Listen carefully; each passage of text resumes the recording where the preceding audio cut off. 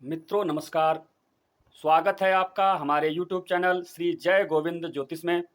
और मित्रों, आज के अंक में हम चर्चा करने वाले हैं श्री अनिल अंबानी जी की कुंडली के बारे में कि क्या कारण है कि उनके जीवन में इतना राइज और उसके बाद से ये फॉल आ रहा है। तो आइए शुरू करते हैं विश्लेषण सर्वप्रथम अनिल अंबानी जी की कुंडली का। मित्रों, आपको यहाँ पर स्क्रीन पर जो कुंडली दिखाई दे रही है, ये कुंडली अनिल अंबानी जी की है। अनिल अंबानी जी का जन्म 4 जून सन 1959 को मुंबई महानगर में रात्रि को 10:30 पर हुआ था। जैसा कि हमको यहाँ पर कुंडली इस प्रकार से प्राप्त हुई है, उसके आधार पर हम ऐसा कह रहे हैं।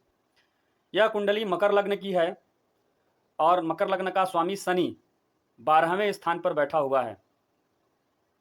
यानी इस व्यक्ति का संबंध देश विदेश से अवश्य होना चाहिए। और जैसा कि आप जानते ही हैं, अनिल अंबानी जी का संबंध देश विदेश से बहुत रहा है। ये एक बहुत बड़े उद्योगपति श्री धीरू भाई अंबानी जी के द्वितीय पुत्र हैं और इनके देश विदेश में बहुत सारे बिजनेस इंटरप्राइजेज वगैरह चलते रहे हैं। इनकी पढ़ाई लिखाई भी विदेश में ही हुई है। तो इन सारी चीज़ों से इस ऐसे व्यक्ति का विदेश से संबंध होता है, ये सिद्ध होता है इस कुंडली के द्वारा। दूसरी बात हम करें, इस कुंडली का जो धन भाव का स्वामी है शनि, जो कि लग्न का भी स्वामी है, वो भी 12वें स्थान पर बैठे हुए हैं। 12वां स्थान फिर से वही विदेश वाली बात, इन्वेस्टमेंट वाली बात, ये सारी चीज़ें, प्रॉपर्टी वाली बात। प्रॉपर्टी में बहुत सारा इन्वेस्टमेंट इनका है। इनका रिलायंस इंफ्रास्ट्रक्चर वगैरह करके भी एक बिजनेस इंटरप्राइज है भी, जो कि वर्तमान स्थिति उसकी ठीक नहीं चल रही है। हम इन सभी कारणों के ऊपर विस्तार पूर्वक चर्चा करेंगे। आप बने रहिए हमारे चैनल के साथ और चैनल को लाइक और सब्सक्राइब जरूर कर दीजिए। अनिल अंबानी जी के तृतीय भाव के बारे में बात करें, जो कि व्यक्ति का पराक्रम भाव होता है, और यहाँ पर अगर कोई पाप ग्रह मौजूद हो जाए, खास तौर से राहु या केतु, तो उस व्यक्ति को बहुत जिद्दी बना देता है। वह व्यक्ति जो सोच लेता है वही करता है, चाहे उसमें उसका हानि हो या लाभ हो।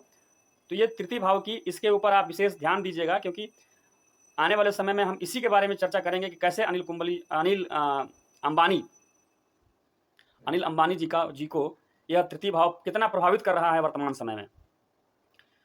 आगे हम चर्चा करते हैं चौथे भाव के बारे में। चौथा भाव आपका भूमि, भवन, वाहन, प्रॉपर्टी, मातृका सुख, इन सारी चीज़ों को दिखाता है। एक मकान से दूसरा मकान पाना है या नहीं पाना, ये सारी संभावनाओं को व्यक्त करता है।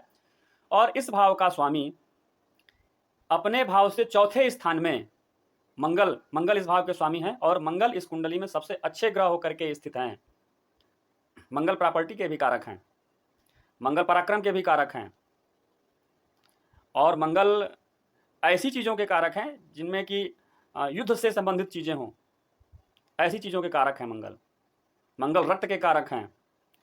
तो इन सब चीज़ों से संबंधित अगर व्यक्ति, मंगल चिकित्सा क्षेत्र के भी कारक हैं मंगल, तो ऐसे व्यक्ति को अगर कहीं इन्वेस्टमेंट करना हो तो उसको इन सब क्षेत्रों में ही इन्वेस्टमेंट करना चाहिए।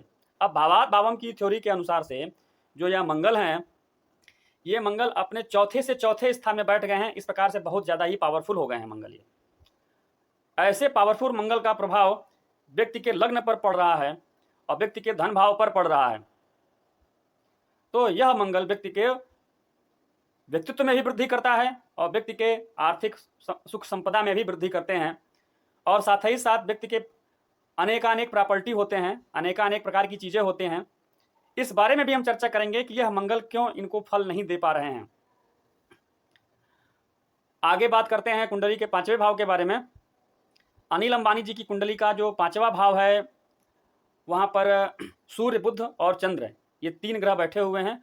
और ये सबसे विवादित भाव है अनिल अंबानी जी की कुंडली का, क्योंकि पांचवा भाव होता है प्रेम का भी होता है। पांचवा भाव आपके पूर्व पुण्य का भी भाव होता है।